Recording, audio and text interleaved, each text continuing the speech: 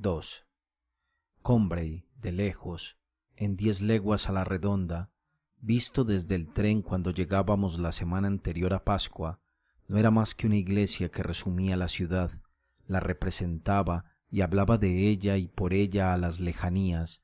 y que ya vista más de cerca mantenía bien apretadas, al abrigo de su gran manto sombrío, en medio del campo y contra los vientos, como una pastora a sus ovejas, los lomos lanosos y grises de las casas, ceñidas acá y acullá por un lienzo de muralla que trazaba un rasgo perfectamente curvo, como en una menuda ciudad de un cuadro primitivo. Para vivir, Combray era un poco triste, triste como sus calles, cuyas casas, construidas con piedra negruzca del país, con unos escalones a la entrada y con tejados acabados en punta, que con sus aleros hacían gran sombra, eran tan oscuras que en cuanto el día empezaba a declinar era menester subir los visillos. Calles con graves nombres de santos, algunos de ellos se referían a la historia de los primeros señores de Combray, calle de San Hilario, calle de Santiago, donde estaba la casa de mi tía, calle de Santa Hildegarda, con la que lindaba la verja, calle del Espíritu Santo, a la que daba la puertecita lateral del jardín, y esas calles de Combray viven en un lugar tan recóndito de mi memoria, pintado por colores tan distintos de los que ahora reviste para mí el mundo, que en verdad me parecen todas, y la iglesia, que desde la plaza las señoreaba, aún más irreales que las proyecciones de la linterna mágica, y en algunos momentos se me figura que poder cruzar todavía la calle de San Hilario y poder tomar un cuarto en la calle del Pájaro, en la vieja hostelería del Pájaro herido, de cuyos sótanos salía un olor de cocina que aún sube a veces en mi recuerdo tan intermitente y cálido como entonces, sería entrar en contacto con el más allá de modo más maravillosamente sobrenatural que si me fuera dado conocer a Golo y hablar con Genoveva de Brabante. Mi tía,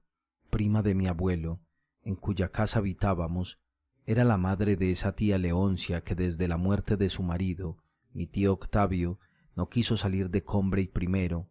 de su casa luego y, más tarde, de su cuarto y de su cama, que no bajaba nunca y se estaba siempre echada en un estado incierto de pena, debilidad física, enfermedad, manía y devoción. Sus habitaciones daban a la calle de Santiago, que terminaba un poco más abajo en el Prado Grande, por oposición al Prado Chico, el cual extendía su verdor en medio de la ciudad, entre 3 calles, y que, uniforme y grisácea, con los 3 escalones de piedra delante de casi todas las puertas, parecía un desfiladero tallado por un imaginero gótico en la misma piedra en que esculpiera un nacimiento o un calvario. Mi tía no habitaba en realidad más que 2 habitaciones contiguas, y por la tarde se estaba en una de ellas mientras se ventilaba la otra. Eran habitaciones de esas de provincia que, lo mismo que en ciertos países hay partes enteras del aire o del mar iluminadas o perfumadas por infinidad de protozoarios que nosotros no vemos, nos encantan con 1000 aromas que en ellas exhalan la virtud, la prudencia, el hábito, toda una vida secreta e invisible, superabundante y moral que el aire tiene en suspenso, olores naturales, sí, y con color de naturaleza, como los de los campos cercanos, pero humanos, caseros y confinados ya, exquisita jalea industriosa y limpia de todos los frutos del año, que fueron del huerto al armario, cada uno de su sazón, pero domésticos, móviles, que suavizan el picor de la escarcha con la suavidad del pan blanco, ociosos y puntuales como reloj de pueblo, y a la vez corretones y sedentarios, descuidados y previsores, lenceros, madrugadores, devotos y felices, henchidos de una paz que nos infunde una ansiedad más y de un prosaísmo que sirve de depósito enorme de poesía para el que, sin vivir entre ellos, pasa por su lado, Estaba aquel aire saturado por lo más exquisito de un silencio tan nutritivo y suculento que yo andaba por allí casi con golosina, sobre todo en aquellas primeras mañanas, frías aún, de la semana de resurrección, en que lo saboreaba mejor porque estaba recién llegado. Antes de entrar a dar los buenos días a mi tía tenía que esperar un momento en el primer cuarto, en donde el sol, de invierno todavía, estaba ya calentándose a la lumbre, encendida ya entre los dos ladrillos y que escuchaba toda la habitación con su olor de hollín, convirtiéndola en uno de esos hogares de pueblo o en una de esas campanas de chimenea de los castillos cuyo abrigo nos inspira el deseo de que fuera estalle la lluvia, la nieve o hasta una catástrofe diluviana para acrecer el bienestar de la reclusión con la poesía de lo invernal. Daba unos paseos del reclinatorio a las butacas de espeso terciopelo, con sus cabeceras de crochet, y la lumbre, cociendo, como si fueran una pasta, los apetitosos olores cuajados en el aire de la habitación, y que estaban ya levantados y trabajados por la frescura soleada y húmeda de la mañana, los hojaldraba, los doraba, los daba arrugas y volumen para hacer un invisible y palpable pastel provinciano, inmensa torta de manzanas, una torta en cuyo seno yo iba, después de ligeramente saboreados los aromas más cuscurrosos, finos y reputados, pero más secos también, de la cómoda, de la alacena y del papel rameado de la pared, a pegarme siempre con secreta codicia al olor mediocre, pegajoso, indigesto, soso y frutal de la colcha de flores. En el cuarto de al lado oí a mi tía hablar ella sola a media voz. Nunca hablaba más que bajito, porque se figuraba que tenía algo roto y flotante dentro de la cabeza y que hablando fuerte podría moverse, pero nunca se pasaba mucho rato, aunque estuviera sola, sin decir algo, porque creía que eso era sano para la garganta y que, impidiendo que la sangre se parara allí, tendría menos ahogos y angustias de aquellos que la aquejaban. Además, en aquella absoluta inercia en que vivía, atribuía a sus mínimas sensaciones una importancia extraordinaria, dotándolas de una tal movilidad que era imposible que las retuviera dentro de sí, y a falta de confidente a quien comunicárselas, se las anunciaba a sí misma en un perpetuo monólogo que era su única forma de actividad. Desdichadamente, como había contraído la costumbre de pensar en alta voz, ya no se fijaba en que hubiera alguien o no en el cuarto de al lado, y muchas veces la oía decir, dirigiéndose a sí misma: «Tengo que acordarme bien de que no he dormido», porque su pretensión capital era que no dormía nunca, pretensión que en nuestras palabras se reflejaba con gran respeto. Por la mañana Francisca no iba a despertarla, sino que entraba en su alcoba. Cuando quería echar un sueño durante el día, decíamos que quería reflexionar o descansar, y cuando a veces se descuidaba charlando hasta el punto de llegar a decir: «Lo que me ha despertado», o «soñé que», se ponía encarnada y se corregía enseguida. Al cabo de un momento entraba a darle un beso. Francisca estaba haciendo el té, y si mi tía se sentía nerviosa, pedía tila en vez de té, y entonces yo era el encargado de coger la bolsita de la farmacia y echar en un plato la cantidad de tila que luego había que verter en el agua hirviendo. Los tallos de la flor del tilo, al secarse, se curvaban, formando un caprichoso enrejado, entre cuyos nudos se abrían las pálidas flores, como si un pintor las hubiera colocado y dispuesto del modo más decorativo. Las hojas, al cambiar de aspecto, al perderle totalmente, se asemejaban a cosas absurdas, al ala transparente de una mosca, al revés de una etiqueta o a un pétalo de rosa, pero que hubieran sido todas ellas apiladas, trituradas y entretejidas como en la confección de un nido. 1000 pequeños detalles inútiles, prodigalidad encantadora del boticario, que en un preparado ficticio se hubieran suprimido, me daban, lo mismo que un libro donde nos maravillamos al ver el nombre de un conocido, el gozo de comprender que eran aquellos verdaderos tallos de tila, como los que yo veía en el paseo de la estación, y modificados precisamente porque eran de verdad y no copias, y habían envejecido. Y como cada rasgo característico que ofrecían no era más que la metamorfosis de un rasgo antiguo, yo reconocía en las bolitas grises los botones verdes que no cuajaron, pero, sobre todo, el brillo rosado, lunar y suave, en el que se destacaban las flores, pendientes de una frágil selva de tallos, como rositas de oro, señal, como ese resplandor que aún revela en un muro el sitio en que estuvo un fresco borrado, de la diferencia entre las partes del árbol que habían tenido color y las que no. Me indicaba que aquellos pétalos eran los mismos que, antes de henchir la bolsita de la botica, habían aromado las noches de primavera. Aquella llama rosa de cirio era todavía su coloración, pero medio apagada y dormida en esa vida inferior que ahora llevaban y que viene a ser el crepúsculo de las flores. Muy pronto podía mi tía mojar en la hirviente infusión, cuyo sabor de hoja muerta y flor marchita saboreaba, una magdalenita, y me daba un pedacito cuando ya estaba bien empapada. A un lado de su cama había una cómoda amarilla de madera de limonero, mueble que participaba de las funciones de botiquín y altar. Junto a una estatuita de la Virgen y una botella de Vichy Celestins había libros de misa y recetas del médico, todo lo necesario para seguir desde el lecho los oficios religiosos y el régimen, y para que no se pasara la hora de la pepsina ni de las vísperas.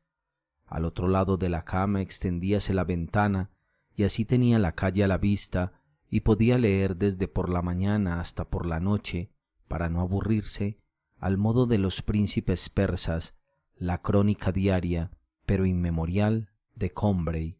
crónica que luego comentaba con Francisca.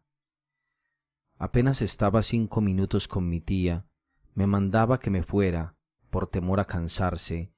Ofrecía a mis labios su frente pálida y fría, que en aquellas horas tempranas aún no tenía puestos los postizos y en la cual se transparentaban los huesos como las puntas de una corona de espinas o las cuentas de un rosario, y me decía: «Anda, hijo mío, ve a vestirte para ir a misa, y si ves por ahí a Francisca, dile que no se entretenga mucho con vosotros y que suba pronto a ver si necesito algo».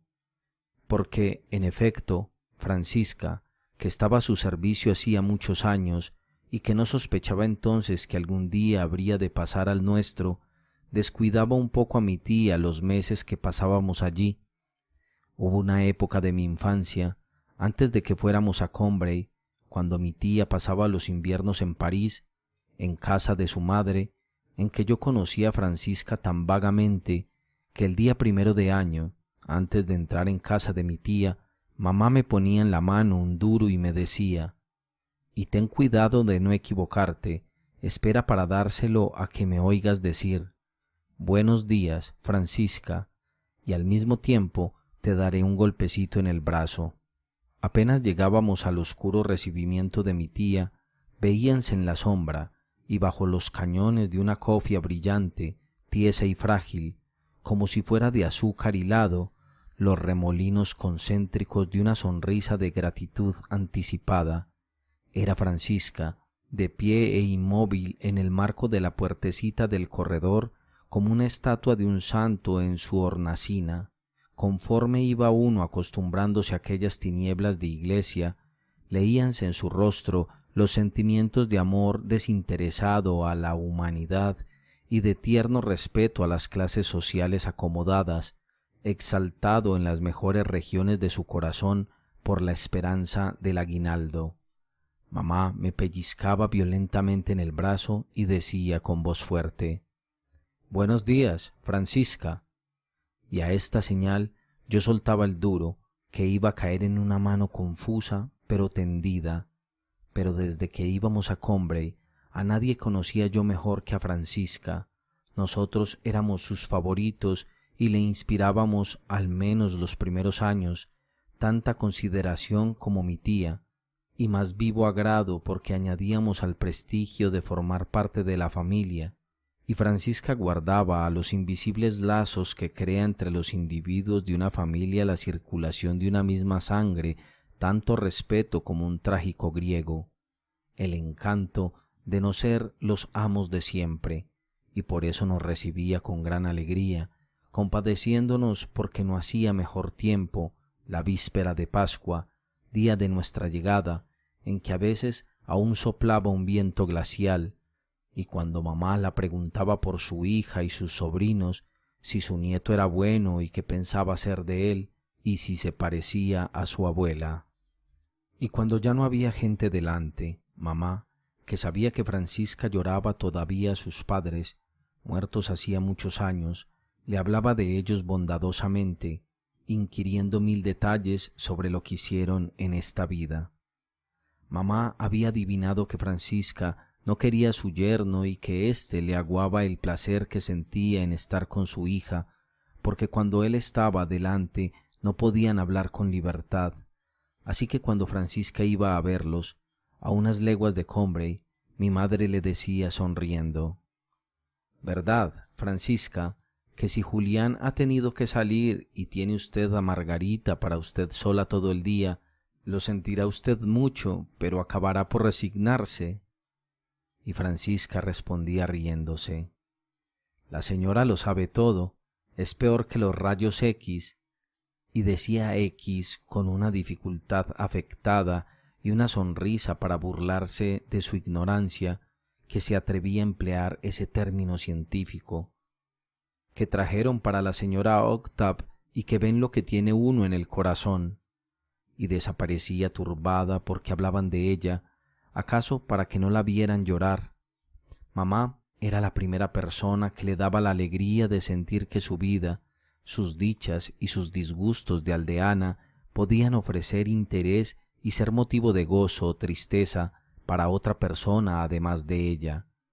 Mi tía se resignaba a prescindir un poco de Francisca durante nuestra estancia, porque sabía cuánto apreciaba mi madre los servicios de aquella criada tan inteligente y activa, que estaba tan flamante desde las 5 de la mañana en la cocina, con su cofia, cuyo encañonado, brillante y tieso, parecía de porcelana, como para ir a misa, que lo hacía todo bien, trabajando como una caballería, estuviera buena o no, y siempre sin meter ruido, como si no hiciera nada, y la única criada de mi tía que cuando mamá pedía agua caliente o café puro, los traía verdaderamente a punto de hervir. Era una de esas criadas que en una casa son de las que desagradan a primera vista a un extraño, quizá porque no se toman el trabajo de conquistarle ni le agasajan, porque saben muy bien que no le necesitan y que antes de despedirla a ella dejarían de recibirle, pero que, en cambio, son las que se ganan mejor el apego de los amos, que han puesto a prueba su capacidad real y no se preocupan por esa simpatía superficial y esa palabrería servil que impresionan favorablemente a un forastero, pero que muchas veces sirven de capa a una ineducable inutilidad.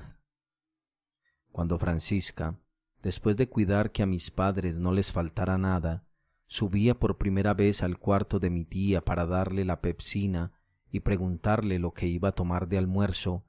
era muy raro que no fuera ya llamada a dar su opinión o alguna explicación concerniente a un acontecimiento de importancia. «Francisca, figúrese usted que la señora Goupil ha pasado a buscar a su hermana un cuarto de hora más tarde que de costumbre. Por poco que se retrase en el camino, no me extrañará que llegue a la iglesia después de alzar». «Sí, no tendría nada de particular», contestaba Francisca. «Francisca, si llega usted a venir 5 minutos antes, ve usted pasar a la señora de Amber con unos espárragos 2 veces más gordos que los de la tía Calú, a ver si por medio de su criada se entera usted de dónde los saca, porque usted, que este año nos pone espárragos en todas las salsas, podría comprarlos de esos para nuestros huéspedes. No tendría nada de particular que fueran de casa del señor cura, decía Francisca. No, Francisca, no pueden ser de casa del señor cura. Ya sabe usted que no cría más que unos malos esparraguillos de nada, y los que yo digo eran tan gruesos como el brazo, es decir, no como un brazo de usted, claro, sino como uno de estos pobres brazos míos que este año aún han adelgazado más. Francisca, ¿no ha oído usted el demonio del repique ese que me estaba partiendo la cabeza? No, señora. Ay, hija mía, ya puede usted decir que tiene una cabeza dura y darle gracias a Dios. Era la Maguelone, que ha venido a buscar al doctor Pipegold. Salieron los dos enseguida y tomaron por la calle del Pájaro. Debe de haber algún niño enfermo. Vaya por Dios, suspiraba Francisca, que no podía oír hablar de una desgracia sucedida a un desconocido, aunque fuera en la parte más remota del mundo, sin empezar a lloriquear. Oiga, Francisca, ¿y por quién habrán tocado a muerto? Ah, sí, Dios mío, será por la señora de Rousseau, pues no me había olvidado que se murió la otra noche. Ay, ya es hora de que Dios se acuerde de mí. Desde la muerte de mi pobre Octavio no sé dónde tengo la cabeza. Pero le estoy haciendo a usted perder el tiempo. No, señora, no. Mi tiempo vale poco, y además el que hizo el tiempo no nos lo vendió. Lo que sí voy a ver es si no se me apaga la lumbre. De este modo apreciaban Francisca y mi tía los primeros acontecimientos del día en aquella sesión matinal, pero algunas veces esos acontecimientos revestían un carácter tan misterioso y grave que mi tía no podía guardar hasta el momento que subiera Francisca, y entonces 4 campanillazos formidables resonaban por toda la casa. Pero, señora, no es todavía la hora de la pepsina, decía Francisca. ¿Es que ha tenido usted algún mareo? No, Francisca, es decir, sí, ya sabe usted que ahora raro es el momento en que no siento mareos.